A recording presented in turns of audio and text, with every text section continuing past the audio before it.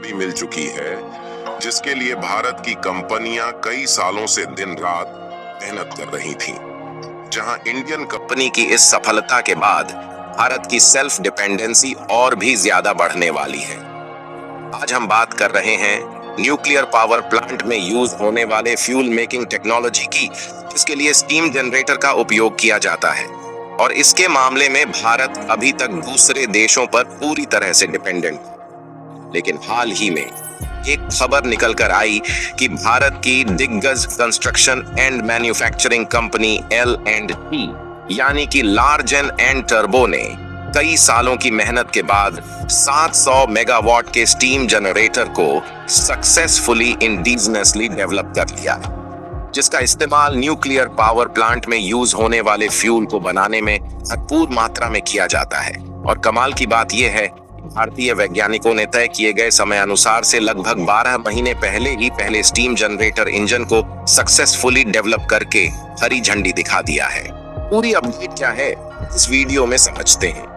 लेकिन आगे बढ़ने से पहले भारतीय वैज्ञानिकों की इस नई कामयाबी के लिए वीडियो को एक लाइक करके चैनल को सब्सक्राइब जरूर कर लीजिए, क्योंकि यह आपके लिए 1 सेकंड का काम है, लेकिन इससे हमारी काफी बड़ी मदद होती है। और वीडियो में आगे बढ़ने से पहले कमेंट बॉक्स में जय हिंद जय भारत जरूर लिखें।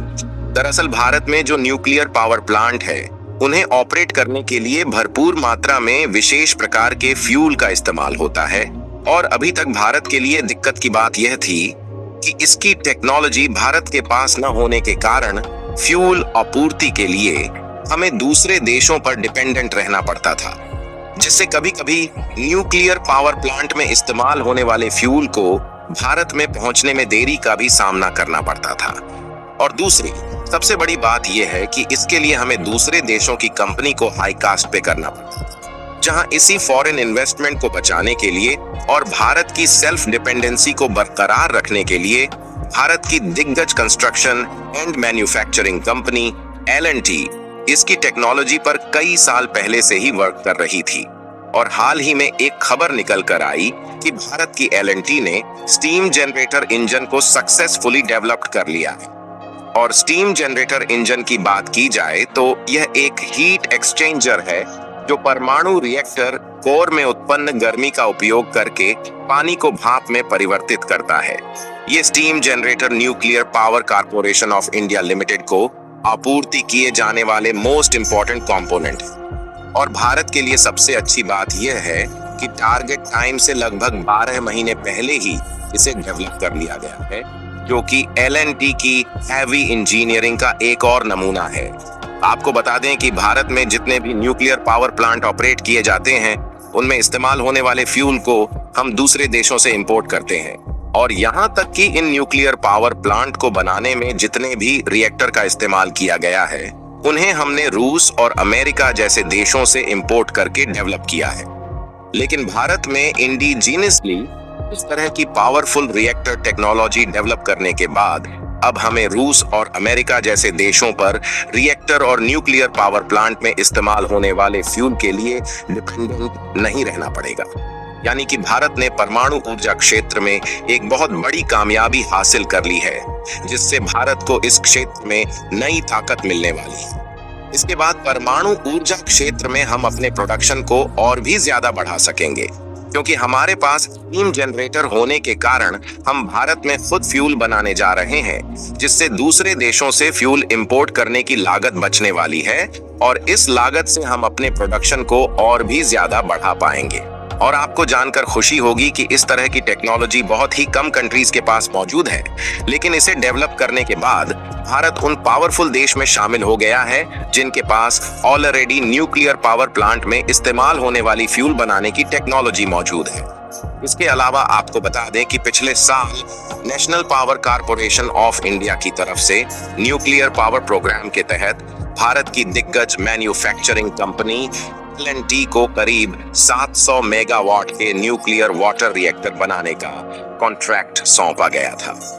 और 1 साल पहले ही L&T ने न्यूक्लियर वाटर रिएक्टर को सक्सेसफुली डेवलप करके national power corporation of India को डिलीवर किया था। और इसी कंपनी की तरफ से एल&टी को स्टीम जनरेटर बनाने का कॉन्ट्रैक्ट भी सौंपा गया था। एल&टी को करीब 700 मेगावाट के न्यूक्लियर वाटर रिएक्टर बनाने का कॉन्ट्रैक्ट सौंपा गया था और 1 साल पहले ही एल&टी ने न्यूक्लियर वाटर रिएक्टर को सक्सेसफुली डेवलप करके national power corporation of India को डिलीवर किया था और इसी कंपनी की तरफ से एल&टी को स्टीम जनरेटर बनाने का कॉन्ट्रैक्ट भी सौंपा गया था। हालांकि इसके अलावा अब भारत की कंपनियां स्टीम जनरेटर को डेवलप करने पर काम कर रही थीं, लेकिन इसके पहले अभी तक सफलता नहीं मिल पाई थी। लेकिन एल&टी के वैज्ञानिकों ने जो करके दिखाया है उससे भारत की नई ताकत का अंदाजा दूसरे देशों को भी हो रहा, जिसकी जानकारी खुद लार्जन एंड टर्बो ने एक्स पर पोस्ट के माध्यम से दिया है। इसमें यह साफ साफ बताया गया है कि एल&टी की हेवी इंजीनियरिंग शाखा ने 10 बाई 700 मेगावाट के स्टीम जनरेटर को तय किए गए समय से लगभग 12 महीने पहले सक्सेसफुली मैन्युफैक्चर करके nuclear power corporation of India को डिलीवर कर दिया है। हालांकि देखा जाए तो इस समय भारत न्यूक्लियर पावर प्लांट के मामले में आने वाले कुछ साल 2070 के लिए अपने विजन को क्लियरली तैयार कर लिया है और इस समय न्यूक्लियर पावर प्लांट भारत में बिजली उत्पादन का 5वां सबसे बड़ा सोर्स है, जो देश में कुल बिजली जरूरतों का लगभग 3% हिस्सा है, जिसे भारत और भी ज्यादा बढ़ाने की तैयारी में है ताकि ज्यादा से ज्यादा इलेक्ट्रिसिटी को न्यूक्लियर पावर प्लांट के माध्यम से प्रोड्यूस किया जा सके। और भारत की NPCIL nuclear power corporation of India ने यह डिसीजन लिया है कि आने वाले लगभग 8 सालों में यानी कि साल 2032 तक हम अपनी न्यूक्लियर पावर कैपेसिटी को लगभग 22,480 मेगावाट तक पहुंचा देंगे, जबकि इस समय वर्तमान में NPCIL 8,180 मेगावाट की क्षमता वाले केवल 24 रिएक्टरों को संचालित कर रहा है। यानी कि आने वाले 10 सालों से भी कम समय में हम अपनी न्यूक्लियर कैपेसिटी को 3 गुना से भी ज्यादा बढ़ाने वाले हैं। और यदि हम एल&टी के पिछले कुछ प्रोजेक्ट पर नजर डालें तो एल&टी ने काकरापार परमाणु ऊर्जा स्टेशन में एक प्रमुख भूमिका निभाई थी, जिसकी यूनिट 3 और 4 को इस साल फरवरी में माननीय प्रधानमंत्री द्वारा राष्ट्र को समर्पित किया गया और साथ ही 500 मेगावाट प्रोटोटाइप फास्ट में कोर फ्यूल लोडिंग का एक ऐतिहासिक मील का पत्थर भी साबित हुआ था। इस पर भारत की एल&टी कंपनी काम कर रही है, तो यकीनन यह संभव है कि हम अपनी न्यूक्लियर पावर को साल 2032 तक 3 गुना ज्यादा तक बढ़ा पाएंगे, क्योंकि भारत की इस मल्टीनेशनल कंपनी की वैल्यूएशन लगभग $23 बिलियन के करीब है, जो कि लगभग दुनिया के 50 से भी अधिक देशों में इसकी प्रोडक्शन यूनिट मौजूद है। और हम चाहे तो स्टीम जनरेटर को उन देशों में एक्सपोर्ट करके अच्छा खासा मुनाफा कमा सकते हैं जिन देशों के पास अभी भी यह टेक्नोलॉजी नहीं है। फिलहाल भारत में न्यूक्लियर पावर प्लांट में इस्तेमाल होने वाले फ्यूल को प्रोड्यूस करने की टेक्नोलॉजी को तो डेवलप कर लिया गया है, लेकिन इसके बावजूद भी भारत की डिपेंडेंसी दूसरे देशों से पूरी तरह से खत्म नहीं होगी,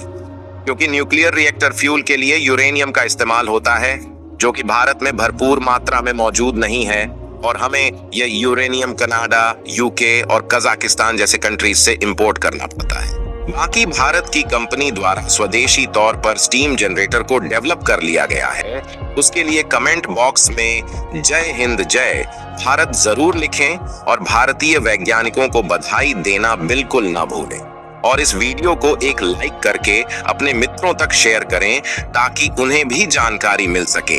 इसी तरह और भी नॉलेजेबल वीडियो देखने के लिए चैनल को सब्सक्राइब करके बेल आइकन को ऑल पर जरूर सेलेक्ट करें।